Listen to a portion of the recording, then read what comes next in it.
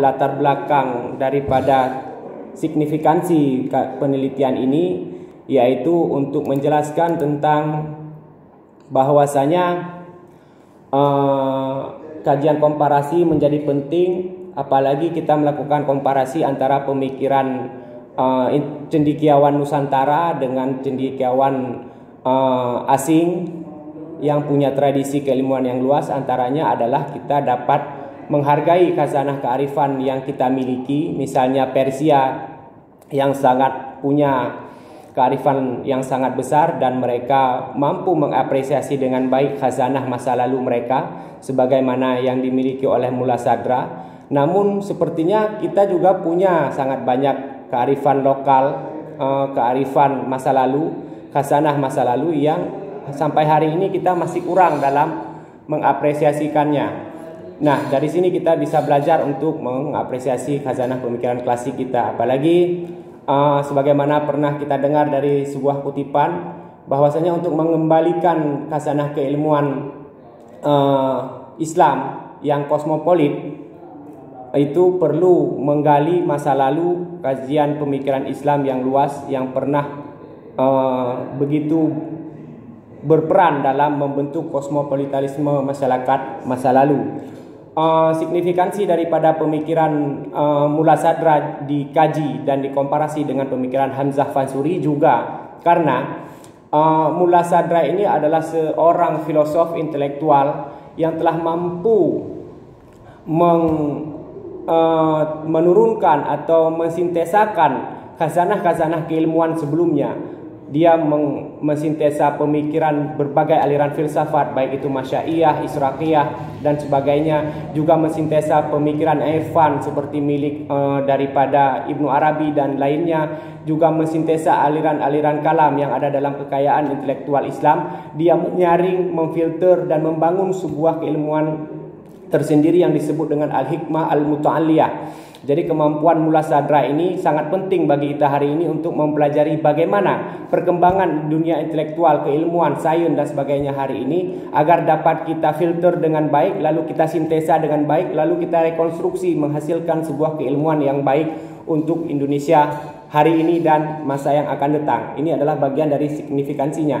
Saya juga melihat banyak sekali penelitian-penelitian, makalah-makalah tentang hasil penelitian tentang Hamzah Fansuri yang dilakukan belakangan ini untuk mengambil nilai-nilai aksiologis dari ajaran Hamzah Fansuri, misalnya signifikansi nilai pendidikan dalam Hamzah Fansuri bagi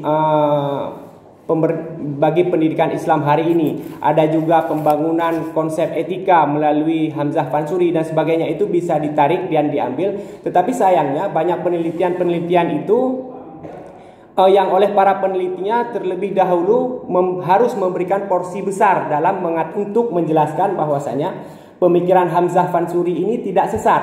Nah, saya kira beberapa penelitian mutakhir yang saya baca di berbagai jurnal ilmiah itu saya melihat sangat disayangkan mereka harus punya banyak ruang dalam menjelaskan terlebih dahulu Hamzah Fansuri ini tidak sesat. Nah, kalau saja mereka punya sebuah mekanisme yang dapat menjelaskan bahwasanya bagaimana sebenarnya ajaran Hamzah Fansuri ini, saya kira penelitian-penelitian selanjutnya tentang Hamzah Fansuri bisa langsung fokus kepada nilai-nilai ajarannya seperti apa, kemudian bagaimana nilai-nilai aksiologis dari ajaran Hamzah Fansuri dapat diambil. Saya optimis ajaran Hamzah Fansuri juga bisa berdaya guna untuk menawarkan perspektif baru atau memperkaya perspektif yang ada tentang pemahaman keagamaan, baik itu tentang ontologinya, kemudian baik itu tentang etikanya dan tentang paham-paham lainnya dalam keagamaan kita. Ini sedikit daripada signifikansi penelitian dan bagaimana penelitian ini bisa dibingkai dalam sebuah kajian komparatif sebagaimana yang telah saya pelajari dari buku-buku penelitian tentang kajian komparasi, khususnya kajian komparasi filsafat. Prasyarat daripada melakukan kajian komparasi adalah dianya itu punya suatu kesamaan yang mendasar. Nah, kesamaan mendasar yang dimiliki ini oleh Hamzah Fansuri maupun Mullah Sadra antara lain adalah sama-sama membahas suatu kajian metafisika, kajian ontologi secara sangat filosofis. Itu pembingkaian pertama. Yang kedua, pembingkaian yang sangat uniknya adalah meskipun sebagian orang mengatakan Mullah Sadra ini berada dalam aliran filsafat, dan juga sementara Hamzah Fansuri adalah berada dalam aliran irfan atau wujudiyah atau tasawuf filosofis, tetapi keduanya itu punya suatu kesamaan yang sangat identik dalam hal landasan ontologi, yaitu kesamaan tentang pemahaman tentang univokasi wujud dan kemendasaran wujud. Jadi ada banyak filosof muslim juga, tetapi sebagian besarnya itu tidak mengakui univokasi wujud. Ada juga filosof muslim yang tidak mengakui kemendasaran wujud. Tetapi antara Hamzah Fansuri dan Mullah Sadra, mereka mengakui bahwasanya wujud itu univokal. Satu katanya, maknanya itu juga tetap satu, tidak equivokal. Ini sama-sama dipegang oleh Hamzah Fansuri dan Mullah Sadra. Mereka juga meyakini bahwasanya wujud itu adalah mendasari daripada realitas, menjadi asil bagi realitas, bukan iktibar. Karena persoalan mendasar dan iktibar ini menjadi sangat penting dalam kajian pemikiran Islam, karena sebagian mengatakan bahwasanya sesuatu yang iktibar itu tidak punya hakikat realitas pada alam nyata. Dia hanya bentukan daripada pikiran. Nah, kemendasaran inilah yang membuat saya optimis dalam membingkai untuk menemukan pembingkaian kajian komparasi antara Mullah Sadra dan Hamzah Fansuri. Selain juga diperlukan perspektif seperti yang saya katakan tadi untuk melihat ilmu-ilmu ketuhanan secara lebih luas. Signifikansi meneliti Mullah Sadra juga saya teringat dari inspirasi yang pernah disampaikan oleh Cak Nur.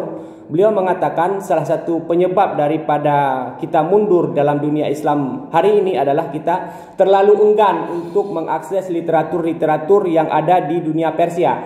Padahal pasca Al-Ghazali, dunia Persia itu kajiannya itu menjadi sangat lebih mendalam, bahkan dalam urusan-urusan filsafat dan ilmuwan. Kita selaku orang muslim yang punya tradisi yang berbeda memang dengan Persia itu, tetapi kita tidak perlu khawatir dengan khasanah-khasanah keilmuan objektif yang mereka punya. Saya yakin dengan bekal keilmuan yang dimiliki, bekal keagamaan yang dimiliki oleh masyarakat muslim Nusantara itu, mereka tidak akan merasa panik, tidak akan merasa khawatir dengan khasanah-khasanah yang berbeda, karena kita memang sudah punya bekal keilmuan dan keagamaan yang sudah sangat baik, sehingga khasanah-khasanah yang ada saya yakin akan mampu kita sesuaikan untuk mengambil inspirasi dalam untuk mengembangkan khasanah keilmuan dan keagamaan kita di Nusantara ini. Kemudian saya ingin masuk ke dalam persoalan yang menjadi rumusan masalahnya, yaitu bagaimanakah ajaran wujudiyah Hamzah Fansuri itu. Kemudian kedua adalah bagaimana ajaran filsafat Mullah Sadra. Yang ketiga bagaimana komparasi antara Mullah Sadra dan Hamzah Fansuri. Nanti hasilnya bisa saya presentasikan. Ada persamaan dan perbedaan. Sebagaimana dalam hasil daripada rumusan masalah, maka tujuannya tentu adalah untuk menjawab daripada rumusan masalahnya. Antara lain untuk mendeskripsikan dan menganalisis ajaran wujudiyah Hamzah Fansuri, kemudian mendeskripsi dan menganalisis ajaran filsafat Mullah Sadra, lalu mendeskripsikan dan menganalisis filsafat daripada Mullah Sadra dan mengkomparasikan Mullah Sadra dan Hamzah Fansuri pada bagian terakhirnya. Manfaat teoritisnya yaitu adalah untuk menghadirkan hasil analisis pemikiran daripada Hamzah Fansuri, kemudian dari pemikiran dari Mullah Sadra, kemudian untuk mendeskripsikan persamaan dan perbedaannya. Kemudian dari segi nilai-nilai praktisnya mungkin antara lain adalah untuk menghidupkan kembali khasanah klasik keilmuan dari negeri kita sendiri, yaitu dari negeri Melayu Indonesia, yaitu dari Hamzah Fansuri sekitar abad ke-16 Masehi, yang mana pada masa itu adalah masa kosmopolit, bagaimana mengembalikan kosmopolitanisme masyarakat sebagaimana masa lalu itu. Kemudian untuk menggugah semangat meneliti antara kajian Nusantara dengan asing, dan sehingga kita dapat mengambil banyak manfaatnya. Kemudian dalam deskripsi tentang penelitian sebelumnya. Tentang pemikiran Hamzah Fansuri sendiri itu sudah diteliti oleh banyak pemikir besar. Misalnya dilakukan oleh Dorenbos pada tahun 30-an malah 33. Dia berusaha untuk mentahqiq, mentransliterasi daripada 3 prosa Hamzah Fansuri dan sekitar 30-an daripada puisinya. Walaupun tidak lengkap puisi-puisi yang ditemukan oleh Dorenbos, juga prosa-prosanya itu, hasil tahqiqnya itu sepertinya memang kurang jelas dibandingkan yang telah disempurnakan kemudian pada tahun 70-an oleh Al-Attas. Kemudian ada penelitian daripada Profesor Dr. Abdul Hadi WM. Beliau meneliti 30 esai 30 puisi Hamzah Fansuri, dan ini saya kira adalah kajian mentahqiq daripada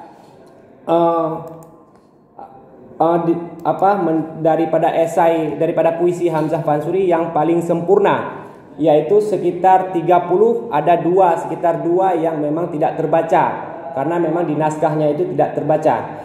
Saya mengulangi membaca itu secara terus menerus. Kemudian dari penelitian Braginsky, banyak sekali aspek-aspek puisi yang diteliti. Bahkan Braginsky melahirkan banyak karya ilmiah yang menjelaskan tentang biografi daripada Hamzah Fansuri. Kemudian Al-Attas mentranskripsi atau mentahqiq daripada 3 esai atau prosa daripada Al-Attas, yaitu Asrar Arifin, Syarabul Asyikin, dan Al-Muntahi. Drewes dan Brakel juga meneliti tentang puisi-puisi Hamzah Fansuri. Dia meneliti puisi-puisi itu yang dari museum-museum yang tersimpan di Belanda dan Inggris.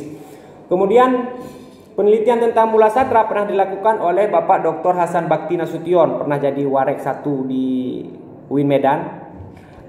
Itu diteliti di UIN Syarif Hidayatullah Jakarta, IAIN Jakarta waktu itu sekitar tahun 2001. Dibimbing oleh Profesor Dr. Mulyadi Kartanegara. Dan penelitian tentang Mula Sadra selanjutnya pernah dilakukan oleh Dr. Saifan Nur, almarhum ya. Beliau adalah orang Tamiang, semoga Allah meluaskan kuburnya, menerima amalnya. Beliau adalah salah satu dosen di UIN Sunan Kalijaga. Ini 2 penelitian besar yang pernah dilakukan tentang tentang Mula Sadra oleh Pak Hasan Bakti Nasution dan almarhum Saifan Nur. Sementara kajian-kajian perbandingan itu pernah dilakukan. Yang paling menarik di antara yang ada adalah punya Profesor Amin Abdullah, yaitu tentang penelitian antara Al-Ghazali dan Immanuel Kant tentang etika. Kemudian ada penelitian daripada Aspaslan Acegeng, itu penelitian tentang being and existence, tentang konsep wujud Mula Sadra dan konsep eksistensi daripada Martin Heidegger. Kemudian ada penelitian komparasi antara Taoisme dan Sufisme Ibnu Arabi dilakukan oleh Toshihiko Izutsu. Sementara penelitian ini fokus untuk meneliti pemikiran Hamzah Fansuri dan Mula Sadra. Adapun objek daripada kajian ini adalah pemikiran Hamzah Fansuri dan pemikiran Mula Sadra. Lalu dilakukan kajian komparasi terhadap keduanya. Jenis penelitiannya disebut dengan kepustakaan, yaitu library research, analisis data diambil dari pustaka dengan buku-buku yang relevan. Maksudnya buku-buku dari kajian primer dan kajian sekunder. Kemudian metode penelitiannya yaitu deskriptif, analitis, komparatif. Fokus penelitian yaitu analogi wujudiyah. Fokus penelitiannya adalah analogi wujudiyah dalam Asrar Arifin yang digambarkan oleh Mula Sadra. Jadi dalam kitab Asrar itu, selain daripada Al-Muntahi dan Syarab Al-Asyikin, ada kitab yang namanya Asrar Al-Arifin. Dalam Asrar itu adalah syarah terhadap salah satu syair Hamzah Fansuri, yaitu Bismillahirrahmanirrahim, kalau tidak salah judulnya itu Rubai. Itu menjelaskan tentang paling utama untuk menjelaskan tentang 7 sifat utama dari hak Ta'ala. Dalam menjelaskan itu Hamzah Fansuri menggunakan analogi yang dekat dengan masyarakat. Itu menjadi fokus untuk Hamzah Fansuri. Kemudian untuk ajaran Mula Sadra, fokusnya itu adalah konsep-konsep penting dalam ajaran filsafat daripada Mula Sadra. Nanti bisa saya jelaskan konsep-konsepnya. Kemudian sistematika pembahasan ini adalah arahan daripada guru saya, pembimbing saya, tentang sistematikanya. Walaupun mungkin kalau ada kesalahan dari sistematika ini tentu adalah berasal daripada ijtihad saya sendiri.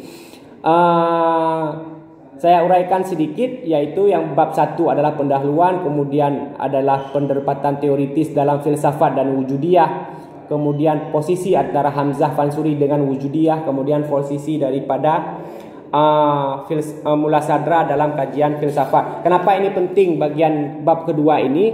Karena baik Hamzah Fansuri sendiri dalam rumpun keilmuan wujudiyah maupun Mula Sadra, terlepas dia adalah di dalam rumpun keilmuan filsafat ataupun filsafat teoritis, tasawuf teoritis, yang jelas mereka berdua itu adalah orang-orang para intelektual, filosof, pemikir yang mensintesakan khazanah pemikiran terlebih dahulu sebelum mereka. Misalnya Hamzah Fansuri telah mensintesa pemikiran-pemikiran tasawuf filosofis sejak awal, yaitu sejak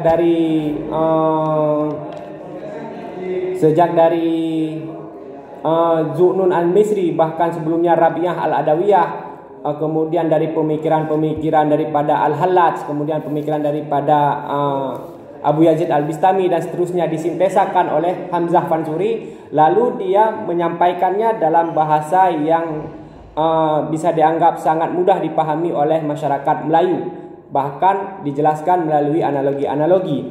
Ini yang perlu pentingnya bab 2 ini. Kemudian demikian juga dalam kajian terhadap Mula Sadra. Mula Sadra itu telah mensintesakan ajaran filsafat sebelumnya, mulai dari filsafat Aristotelian, bahkan filsafatnya Ibnu Sina dia sintesakan, kemudian filsafatnya Suhrawardi, dan filsafat dan kajian filsafat daripada para filosof sebelumnya itu sudah disintesakan. Makanya penting bab 2 ini untuk menunjukkan bagaimana munculnya sebuah gagasan dari para pemikir ini. Dianya itu adalah hasil daripada diskursus dengan kajian filsafat sebelumnya. Adapun di bab 3 itu mengkaji tentang bab 2 juga sedikit mengkaji tentang karya-karya para dua pemikir yang diteliti. Kemudian di bab 3 mengkaji tentang prinsip-prinsip ajaran dalam wujudiyah Hamzah Fansuri, kemudian analogi-analoginya apa saja. Kemudian pemaknaan ini maksudnya adalah kesimpulan daripada bab.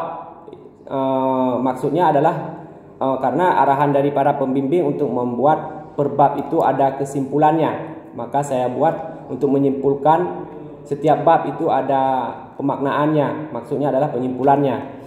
Kemudian di bab 4 meneliti tentang gagasan utama filsafat Sadra, kemudian konsep penting ajaran mereka dan pemaknaan filsafat mereka. Kemudian di bab terakhir daripada kajian utamanya, yaitu meneliti tentang persamaan dan perbedaan daripada pemikiran Hamzah Fansuri dan Mula Sadra. Selanjutnya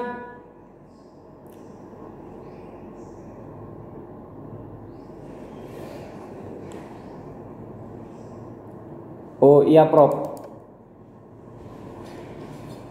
Baik, langsung saya lompat kepada ini adalah bab 2-nya, menjelaskan tentang tentang posisi ajaran daripada Hamzah Fansuri dalam konstelasi keilmuan dalam ajaran wujudiyah atau tasawuf filosofis, yang mana singkatnya adalah ajaran daripada Hamzah Fansuri ini merupakan sebuah sintesa dari ajaran-ajaran yang sangat panjang berdialektika dalam wujudiyah, sejak daripada Zu'nun al-Misri atau sebelumnya Rabi'ah hingga Al-Hallaj. Bahkan bahasa-bahasa wujudiyah ini telah disempurnakan oleh Ibnu Arabi, walaupun ajarannya ini sangat sulit untuk dipahami karena kajian daripada Ibnu Arabi ini sangat luas, dan oleh Hamzah Fansuri disintesis lalu disederhanakan dengan bentuk analogi-analogi yang sederhana. Saya percepat dan persingkat.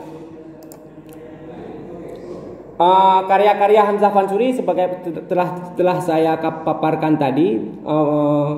Kemudian prosanya, sifat-sifat utama dalam kajian Hamzah Fansuri ada di sini: haid, ilmu, murid, qadir, kalam, sama, dan basar. Analogi-analogi pentingnya yang merupakan analogi-analogi yang signifikan yang digunakan oleh Hamzah Fansuri untuk menjelaskan tentang ajarannya. Analogi yang dipakai itu adalah analogi yang mudah dipahami masyarakat pada waktu itu.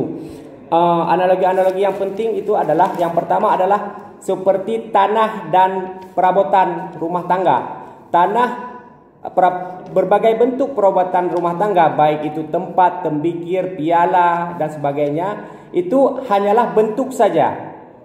Sebenarnya perabotan-perabotan itu adalah kehadiran tanah secara keseluruhan. Ini Hamzah Fansuri ingin mengatakan bahwasanya demikianlah wujud hak ta'ala yang esa, yang tunggal, yang satu, bermanifestasi di alam dalam berbagai bentuk, dan sebenarnya itu adalah satu wujud yang mutlak.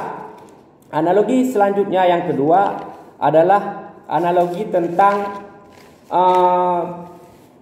catur dan buah catur. Buah catur itu memiliki banyak bentuk. Ada gajah, ada raja, ada luncus,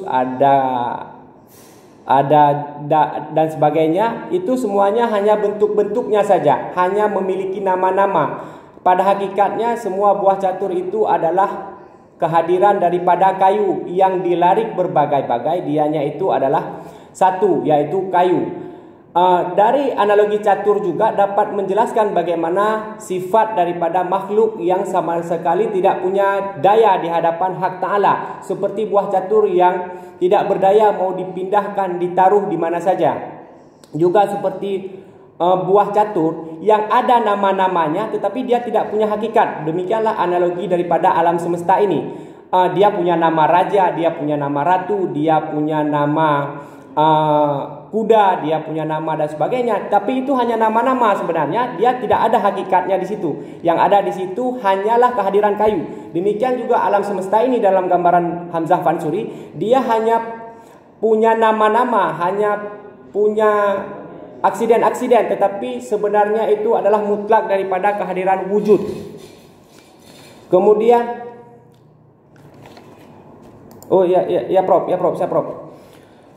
kemudian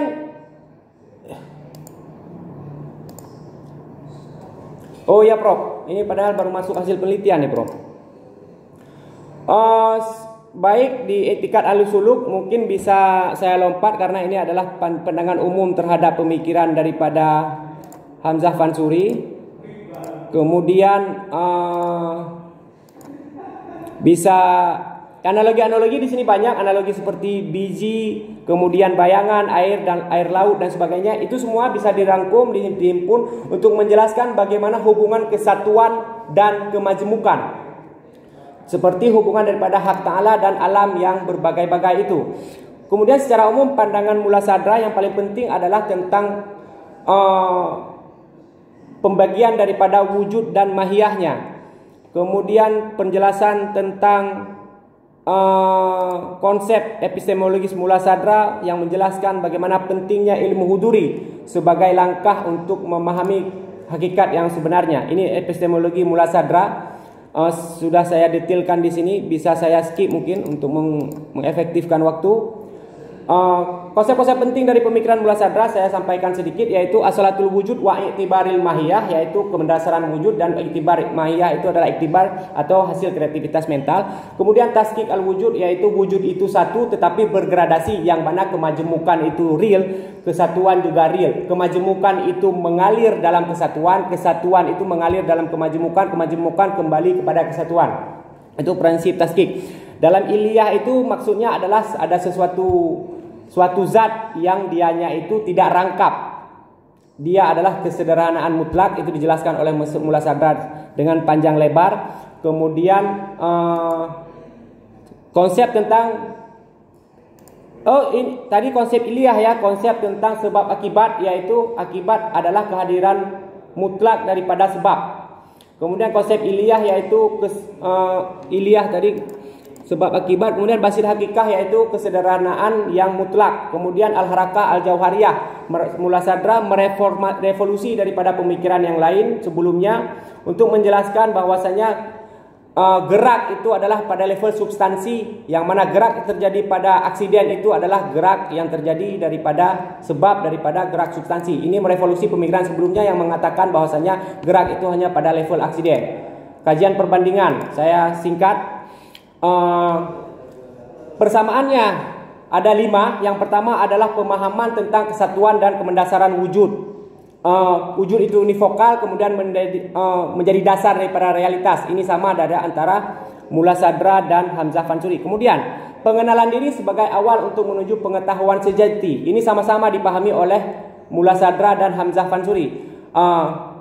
Hamzah Fansuri menekankan pentingnya syariat, tarikat, ma'rifat dan hakikat dan ma'rifat untuk mengenal diri. Kemudian oleh Mula Sadra juga mengatakan demikian, untuk mengenali diri itu kita harus melalui 4 perjalanan, yaitu safar minal haq ilal haq, kemudian safar bil haq fil haq, kemudian safar minal haq ilal haq, kemudian ilal haq bil haq, kemudian safar terakhir adalah safar bil haq fil haq. Ini adalah perjalanan 4 dalam al-asfar al-arba'ah daripada Mula Sadra.